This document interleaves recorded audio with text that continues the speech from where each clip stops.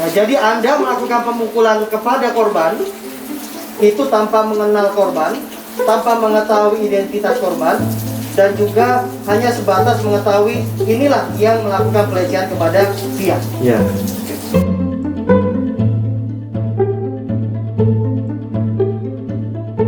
Cukup ya? Cukup. Dia ikut minum nggak? Kalau masalah itu saya tidak tahu. Ya, sementara.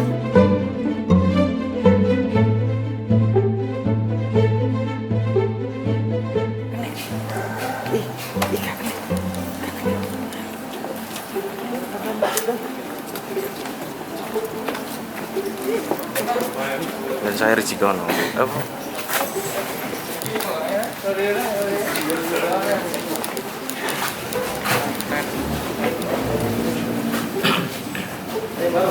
Baru deh. Kelihatan nggak Inggrisnya? Kelihatan ya?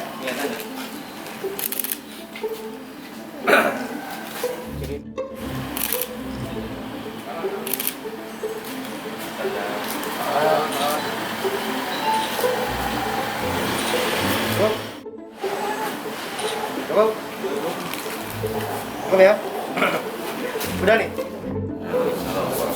Yang kita hormati bersama rekan-rekan dari media, hari ini dari Satuan Reserse Kriminal Polres Mojokerto berhasil mengungkap kasus dugaan 338 dan atau 351 atau 170 yang melibatkan dua pelaku, di mana awal proses penyidikan ini tertanggal 5 Januari tahun 2021, seorang ibu melaporkan ke Polres Mojokerto. Tim dari Satuan Reserse Kriminal membentuk tim investigasi penyelidikan kasus tersebut ya, dan juga hari ini dari hasil pemeriksaan ada tambahan satu pelaku yang mana masih dalam proses penyidikan.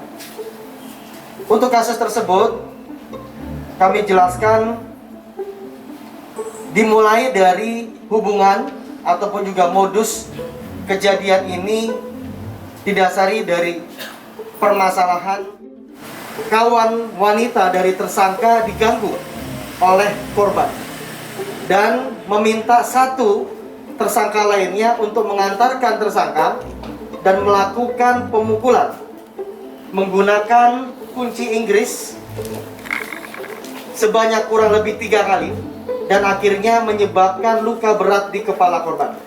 Dan pada saat itu juga korban dan juga beberapa saksi sementara pada saat itu lagi berkumpul di satu rumah, di mana rumah tersebut dijadikan tempat untuk berkumpul dari korban dan juga beberapa saksi, dan terjadilah kasus tindak pidana tersebut. Dan dari keterangan tersangka mengakui telah melakukan pemukulan menggunakan kunci Inggris tersebut dan juga dibantu oleh salah satu rekan tersangka melakukan penganiayaan dan mengakibatkan luka berat dan menyebabkan meninggal dunia korban berinisial WN dan juga tersangka berinisial MA dan juga MTR. Nah, disinilah proses penyelidikan itu berkelanjutan.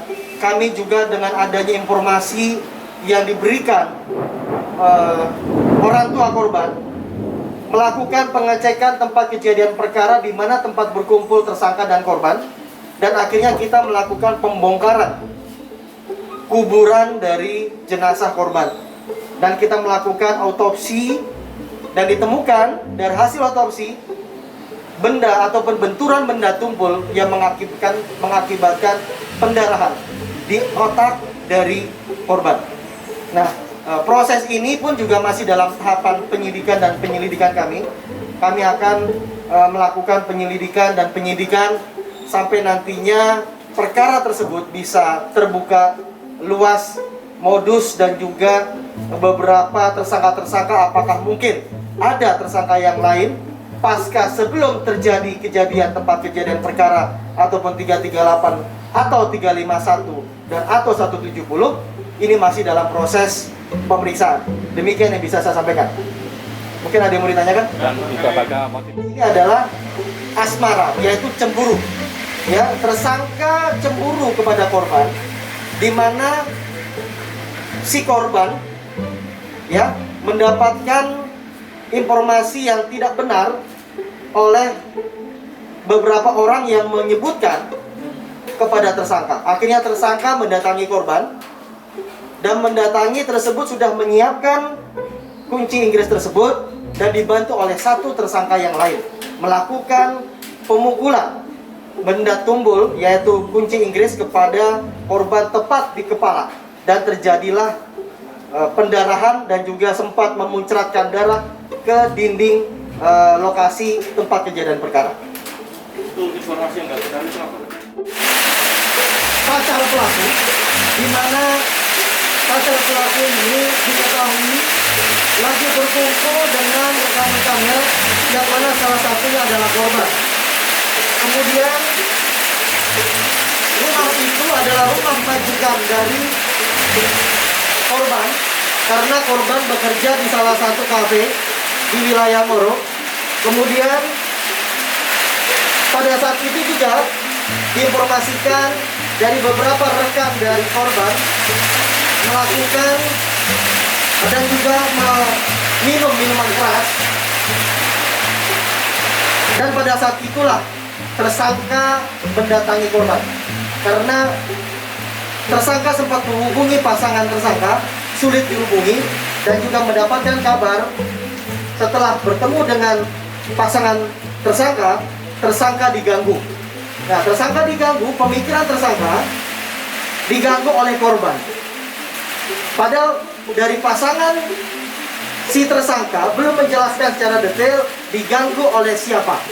Nah, inilah yang menyebabkan terjadinya pemukulan kepada korban oleh tersangka. Dan akibat pemukulan tersebut mengakibatkan mengakibatkan korban meninggal dunia. Setelah di rumah sakit koma, dibawa oleh rekan korban ke rumah sakit, dan setelah itu juga orang tua korban mendatangi melihat kondisi korban. Dan pada saat itu juga korban tiba-tiba koma kurang lebih 7 hari di rumah sakit dan akhirnya meninggal dunia.